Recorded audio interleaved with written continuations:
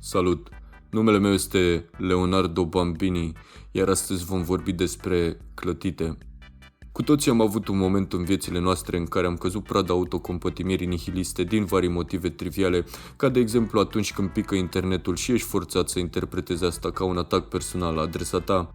Ei bine, pentru asta sunt bune clătitele, această rază de soare ce taie prin întuneric, precum macetele aventurierilor prin desișul junglelor din filmele străine și, în ciuda clarității excesive asupra subiectului, totuși o întrebare rămâne în picioare. Ce este clătita? Așa că ia-mă de mână și haide să deslușim acest mister împreună. Clătita este un fel de cerc moale din aluat pe care îl umpli cu gem sau ciocolată, îl faci sul și îl mănânci ca desert, ori dacă e ziua ta sau ceva ca mic dejun. Din fericire pentru toată lumea, clătitele se fac destul de simplu și destul de rapid, din făină de grâu, ouă, lapte, apă și sare și pot fi umplute cu varietate de gemuri, dulcețuri, ciocolată sau chiar miere, iar dacă ceea ce spun legendele este adevărat, există chiar câțiva oameni care le preferă umplute cu carne sau spanac, însă asta e la fel de disgrațios ca pepenele cu pâine, strugurii cu brânză sau pizza cu ananas. Acum știu ce gândește toată lumea. Clătitele au fost inventate de francezi. Se pare că nu.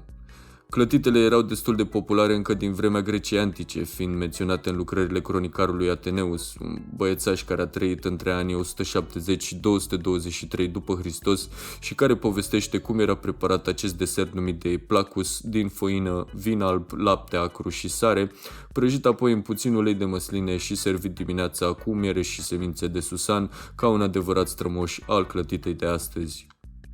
Păi și care e valoarea lor nutrițională per 100 de grame? Mă bucur că ai întrebat. Clătitele conțin 52,5 grame de apă, 28,7 grame de carbohidrați, 9,3 grame de grăsimi și 6,8 grame de proteine, toate acestea cu un aport caloric de 227 de kilocalorii.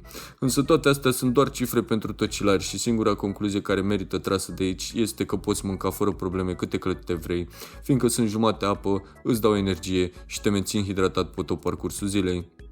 Sper ca toate aceste informații să deslușească cu elocvență misterele clătitelor și să vă ofere o perspectivă nouă asupra acestei ambrozii culinare din care să mușcăm cu poftă și să lăsăm să se prelingă gemul cunoașterii pe berbiile minților noastre. Iar pentru cei ce au rezistat până la final, aș dori în primul rând să vă mulțumesc și în al doilea rând vreau să vă spun că acesta este doar